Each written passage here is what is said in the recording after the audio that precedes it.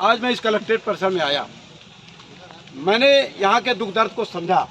ये हमारे किन्नर समाज के लोग हैं और ये इन लोगों से मैं वाकिफ हूँ क्योंकि हमारे शहर के हैं बराबर। मैं ये हम इनके जजमान भी हैं, अगर देखा जाए तो हम जजमान हैं कि नहीं आपके?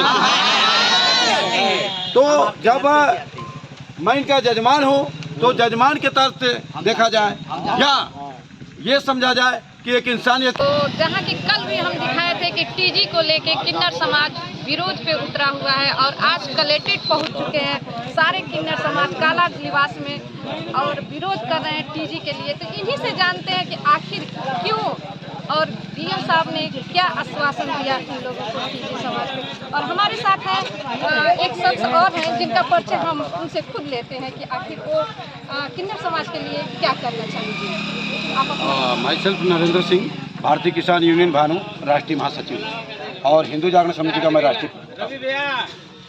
रही बात किन्नर समाज की, तो 2019 में जो बिल पास हुआ ये देखा जाए तो इनके हित में था, समाज के हित में था, कहीं कोई दिक्कत नहीं थी। लेकिन सरकार पगला गई है, इसके पास कोई योजना ही नहीं है।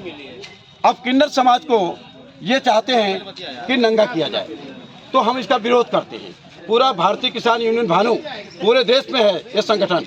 हम पूरे संगठन के साथ, किन्नर समाज के संगठन के साथ जुड़े हुए हैं और इनकी लड़ाई हम लोग लड़ेंगे, निश्चित तौर से लड़ेंगे। कंडम करते हैं इनके बिल का, ऐसे बिल का हम विरोध करते हैं। तो आखिर दिक्कत क्या है इसमें? दिक्कत इस बात की है कि क्या समाज में सबकी इज्जत है, वैसे हमारे किन्नर समाज की भी इज्जत है। अभी तक कोई दिक्कत नहीं थी सरकार को, अब ये कह रहे हम नंगा करेंगे, हम चेक करेंगे। आप अपने आप को चेक क्यों नहीं करते हो? आने आए दिन आप यूजीसी बिल लाए, किसी से पूछे? किसी ने मांगा? नहीं मांगा। आप लाए, देश के अंदर हंगामा किया, करोड़ों अरबों रुपया का खर्चा हुआ, ट्रेनें फूकी, बसें फूकी, जाने गई। अब ये क्या चाहते हो कि देश में किसी तरह से स्थिरता बनी हुई है?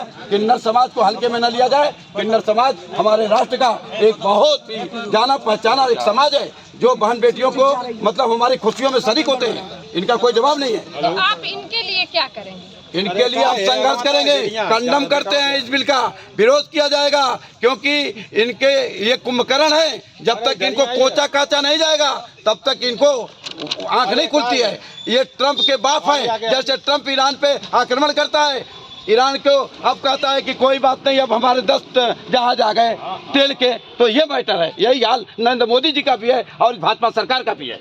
तो कहीं ना कहीं मोदी जी को ट्रंप से कंपेयर किया जा रहा है, तो हम और किन्नर समाज से पूछते हैं कि आखिर ये क्या चाहते हैं? बिना सरकार का नाम जी।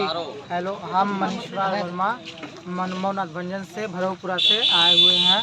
हम लोग आए थे डीएम साहब को ज्ञापन देने के लिए कि सर जो ये ट्रांसजेंडर बिल है 2026 इसको जो है कि खंडन किया जाए। और डीएम साहब ने कहा कि इसको आपकी बात को जो पहुंचाया जाएगा सरकार की तरफ से, सरकार को पहुंचाया जाएगा।